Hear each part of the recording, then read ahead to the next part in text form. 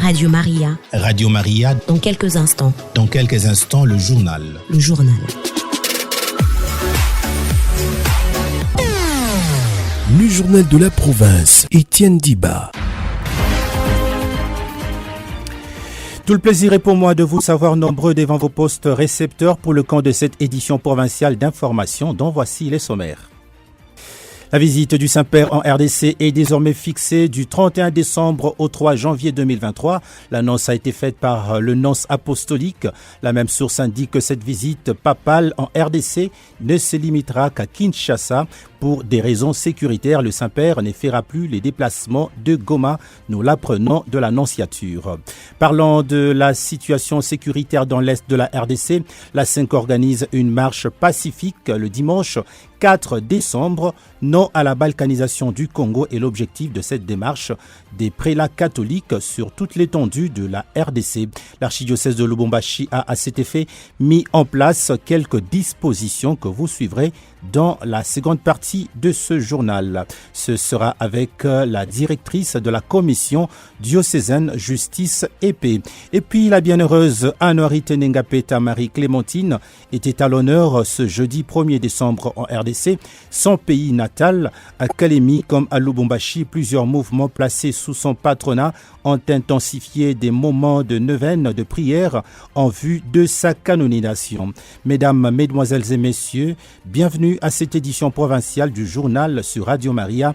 Alix Camosso et à la régie d'antenne, vous allez écouter les détails dans cette édition.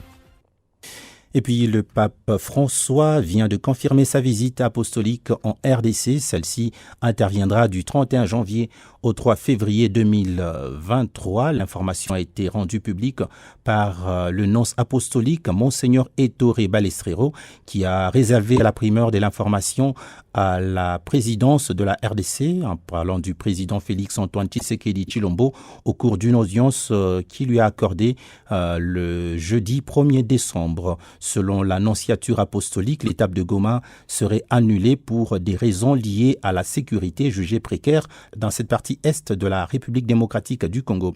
Après Kinshasa, le pape se rendra au Sud-Soudan. On écoute Monseigneur Ettore Balestrero, le nonce apostolique, dans ce document de nos confrères de la Cinco Kinshasa. J'ai été reçu par le président de la République et monsieur le Premier ministre pour communiquer qu'en accueillant l'invitation du chef de l'État, le président Félix-Antoine Tshisekedi Tshilombo, et de la conférence épiscopale des évêques catholiques de la République démocratique du Congo, le pape François accomplira le voyage déjà annoncé en République démocratique du Congo de 31 janvier jusqu'à 3 février de 2023. Donc c'est pour cela que j'ai la joie d'annoncer que ce qui avait été reporté, la promise a été accompli. Le pape sera au Congo le 31 janvier à Kinshasa. Il visitera Kinshasa, ça sera la ville qu'il va visiter et il se rendra ici. Il arrivera le 31 janvier et il restera à Kinshasa jusqu'au 3 février quand il se rendra pour un pèlerinage œcuménique de paix accompagné par l'archevêque de Canterbury et le modérateur de l'Assemblée de l'Église d'Écosse, protestant d'Écosse. Il se rendra au Soudan du Sud, à Djouba.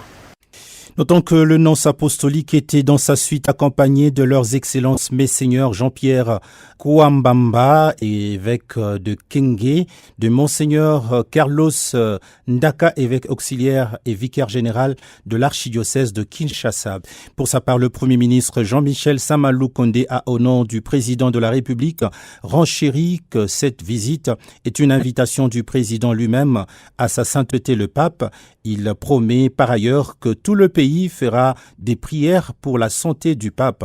Le Premier ministre congolais promet toutefois que malgré la situation qui prévaut à l'est du Congo, le pape François sera bien accueilli en RDC.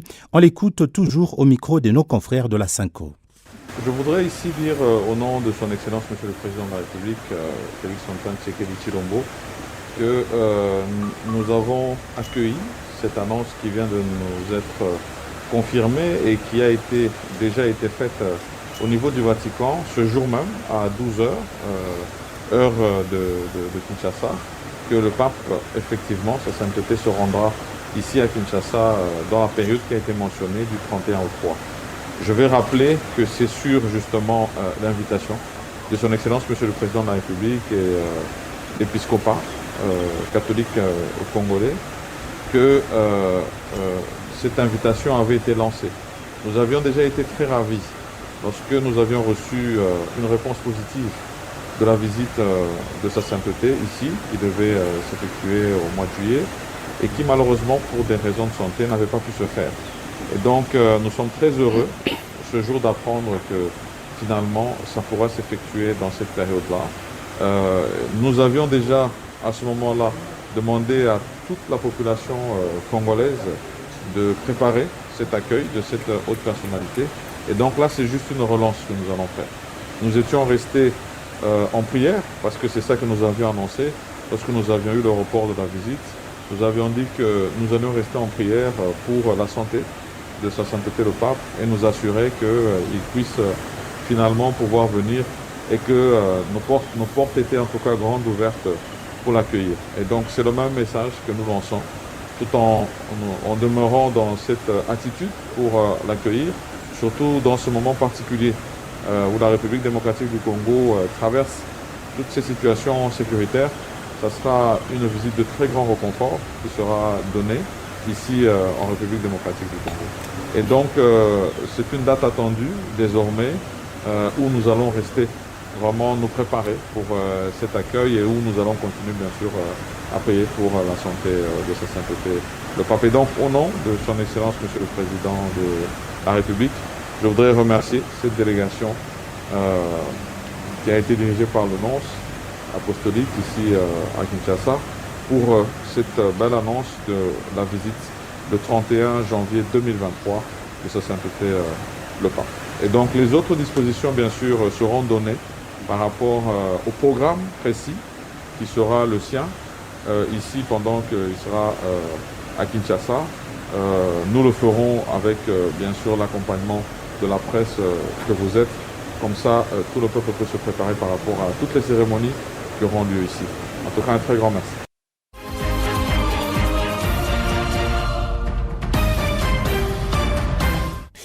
Et puis la conférence épiscopale nationale du Congo, en sigle SYNCO, organise sur toute l'étendue du pays une marche pacifique. Cette dernière sera scandée par la récitation du chapelet et des cantiques religieux pour dire non à la balkanisation de notre pays et à l'utilisation des armes. Dans l'archidiocèse de Lubumbashi, le vicariat général en charge de la pastorale, en collaboration avec la commission diocésaine de justice et paix, a lancé des messages à tous les curés des paroisses pour des dispositions pratiques liées à cette marche. Qu'en sera-t-il exactement? Sœur Adolphine Lubemba, directrice de la commission, répond au micro de Neuilly Kabena. C'est-à-dire que cette marche s'organise sur l'étendue de notre archidiocèse, c'est-à-dire que ce n'est pas seulement Lubumbashi. Voilà. Alors, le diocèse a prévu 3 jours de prière pour cette préparation du 4 décembre.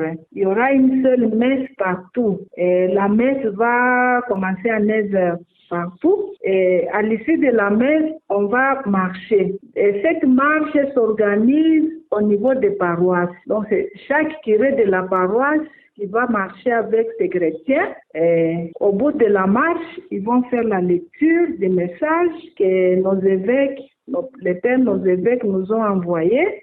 On va déposer à l'autorité sur place. Voilà comment ça s'organise. C'est pas que les doyennés, tout le monde va se rencontrer en un seul endroit pour commencer la marche. C'est au niveau des paroisses. Contrairement à ce qui vont peut-être se passer ailleurs, les gens qui vont se rencontrer, ils vont suivre l'itinéraire pour arriver, commencer à tel endroit. Nous, c'est après la messe, ça commence dans chaque paroisse. On fait la marche et on dépose les messages à l'autorité qui est tout proche de notre paroisse. Vous dites la marche partira des paroisses. Alors, quel est le point de chute? Et la lecture du message sera lue devant quelle autorité? L'autorité qui est proche de nous, ça peut être la commune, ça peut être le quartier, ça peut être.